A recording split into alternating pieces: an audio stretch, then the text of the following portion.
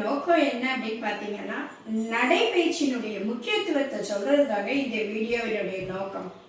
நம்ம பார்த்தீங்கன்னா, நம்ம உடல்களுக்கு பிரதானம், நம்ம நடமாட்டத்திற்கு காரணமானது கால்கள் தான். ஆனால் நம்ம கால்களுக்கு கொடுக்கக்கூடிய முக்கியத்துவத்தை நம்ம கொடுக்கறது இல்லை அப்படிங்கிறது தான் உண்மை. நம்ம முகத்துக்கு கொடுக்கக்கூடிய ஒரு முக்கியத்துவத்தை கால்களுக்கு கொடுக்கறதே கிடையாது. இந்த கால்கள் தாங்க நம்ம செயல்பாட்டிற்கு ஆதாரமாக காணப்படுகிறது.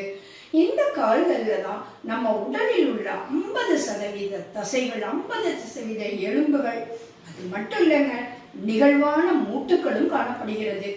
இந்த வலுவான எலும்புகள், தசைகள், நிகழ்வான மூட்டுக்கள் இதெல்லாம் சேர்ந்துதான் நம்மளுடைய உடலையே தாங்குகிறதுங்க. இவ்வளவு முக்கியத்துவமான கால்களை நம்ம நிச்சயமாக பராமரிக்க உடற்பயிற்சி மேற்கொள்ள வேண்டுங்க. சோபன் கேகன், அதாவது ஒரு டென்மார்க்கில் உள்ள ஒரு பெரிய பல்கலைக்கழகம், அது செய்த ஒரு ஆய்வு என்ன தெரியுமா? இளைஞர்களாக இருந்தாலும் சரி, முதியோர்களாக இருந்தாலும் சரி, ஒரு 2 வாரத்திற்கு ஒரு செயல்பாடே இல்லாம காலை அசைக்காமலே இருந்தோம்னா 1/3 பங்கு அந்த கால்களினுடைய வலிமை இழக்கப்படும் அப்படின்றது சொல்லியிருக்காங்க. அதனால நம்மளுடைய வாழ்நாள்ல நம்ம சுறுசுறுப்பாகவும், வாழ்நாள் ஃபுல்லாகவே சுறுசுறுப்பாக இருக்கிறதுக்கு நம்ம கால்களை நம்ம வலுவாக பார்த்துக்கணும் அப்படிங்கிறது தாங்க முக்கியம்.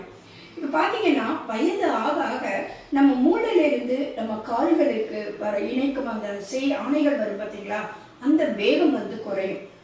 ஆனால் நடைபயிற்சி மேற்கொண்டோம்னா அதை சரி செய்யலாம்.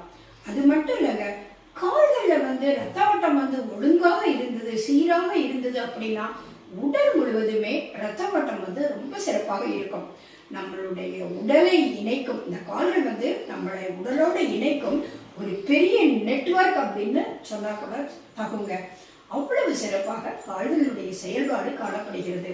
ஐயோ, எனக்கு 60 வயசாகிட்ட, இதுக்கப்புறம் நான் நடைபயிற்சியை மேற்கொள்ளணுமானா கிடையாதுங்க.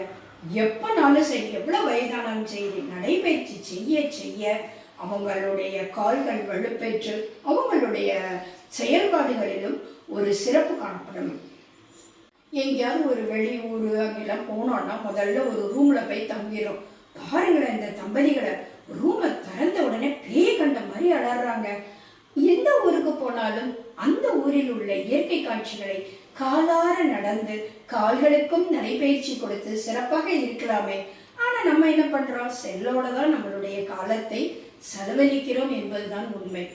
எனவே நம்மளுடைய கால்கள் வலுவாக இருப்பதற்கும் கால் தசைகள் எல்லாம் பலமடைவதற்கும் தினமும் நாம் ஒரு 1/2 மணி நேரம் நடக்கலாமே. நன்றி, வணக்கம்.